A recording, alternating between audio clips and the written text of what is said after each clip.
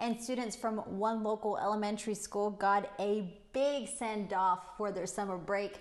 Take a look. This was the scene outside Mireles Elementary, where teachers stood outside the front of the building to greet passing students. Many of these kiddos will be moving on to middle school. Some exciting times there. Congrats to them.